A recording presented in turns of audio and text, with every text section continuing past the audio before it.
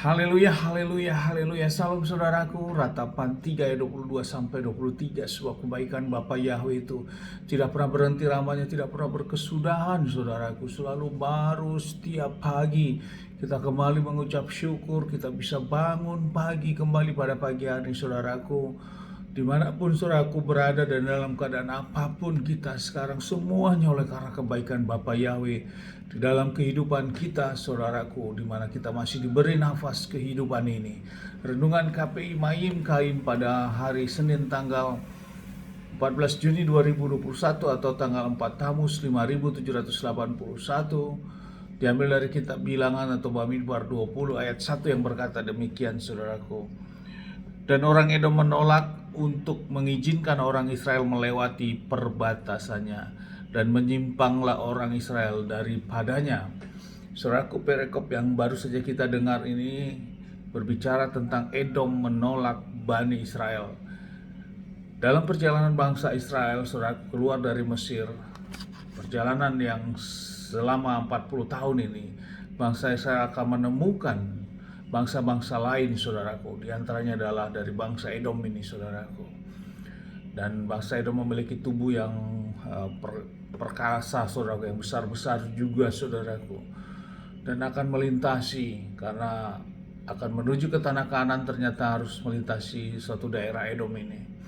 Dan saat mereka akan melintasi di perbatasan, maka menyampaikan kepada Edom untuk minta izin seperti itu saudaraku, agar mereka diizinkan untuk melintasi daerahnya.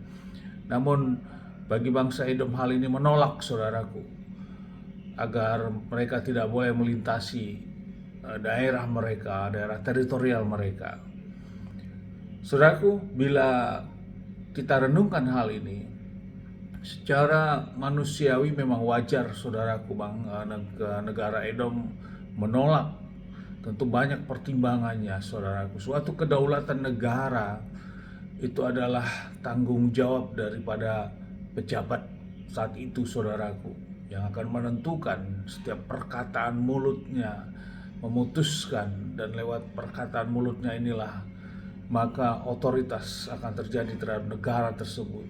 Tentu ada pertimbangan-pertimbangan dari bangsa Edom ini untuk mengizinkan bangsa Israel untuk melintasi negerinya. Hal ini dapat kita lihat dengan begitu banyaknya jumlah bangsa Israel pada waktu itu saudaraku. Jumlahnya 600.000 saudaraku, kurang lebih manusia, baik laki perempuan tua muda, dan belum lagi kawanan ternak yang mereka bawa saudaraku.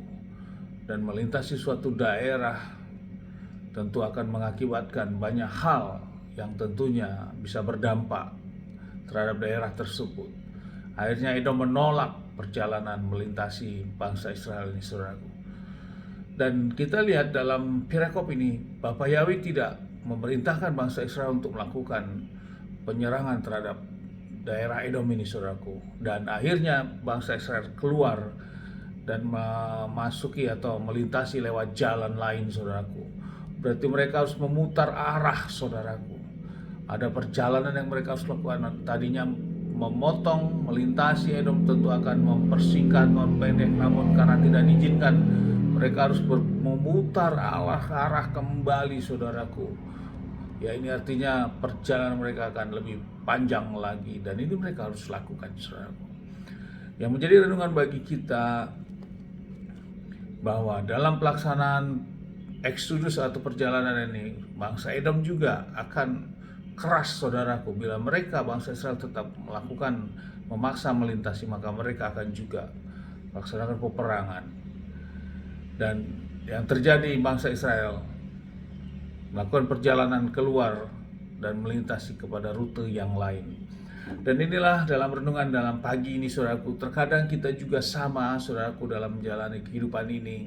Ada harapan dan cita-cita kita yang kita harapkan kepada suatu tujuan tertentu dalam menjalani perjalanan harapan cita-cita kita. Namun hal itu bisa saja terhambat saudaraku. Kita tidak atau mendapat hambatan saudaraku. Namun belajar dari halnya bangsa Israel, mereka tetap berjalan terus saudaraku. Kaki mereka tetap melangkah Untuk walaupun mereka harus melambung, saudaraku, harus melakukan mutar arah, namun mereka bukan berarti kembali ke belakang, saudaraku. Mereka tetap maju, saudaraku, dan tetap di bawah pemimpinan Musa tentunya. Hal ini menjadi renungan bagi kita, apapun harapan dan cita-cita kita yang sudah kita rencanakan, kita tetap maju, saudaraku. Kita tetap harus berjalan, namun tetap kita bawa dalam penyerahan kuasa otoritas Bapa Yahweh.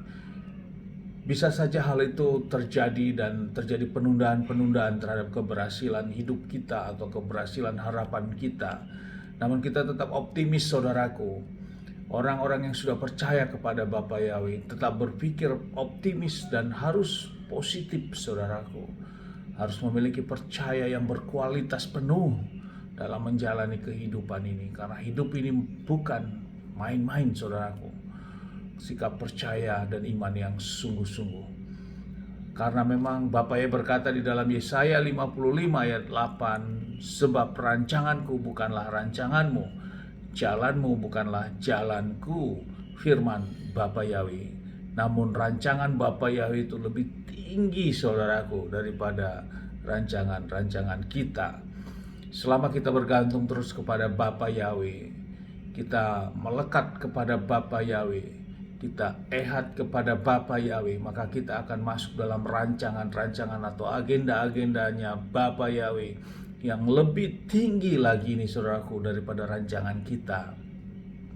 Tentunya Bapa Yahweh akan melihat setiap anak-anaknya yang benar-benar datang kepadanya dan melakukan persekutuan intim kepada Bapa Yahweh. Ini waktunya, saudaraku. Waktu-waktu sekarang ini Bapa Yahweh sangat melihat terhadap orang-orang yang sungguh-sungguh datang kepadanya.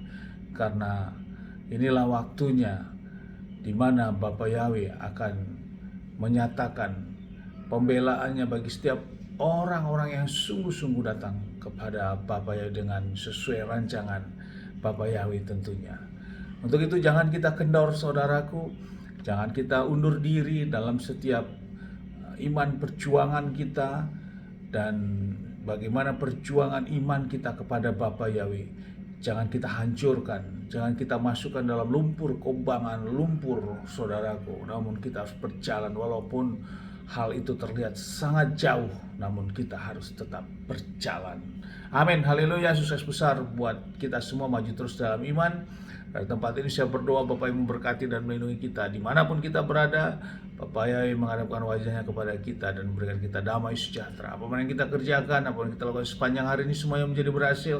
Dan kita orang-orang yang percaya kepada Bapa Yahweh, kita tidak dipermalukan. Amin, saudaraku. Shalom, haleluya.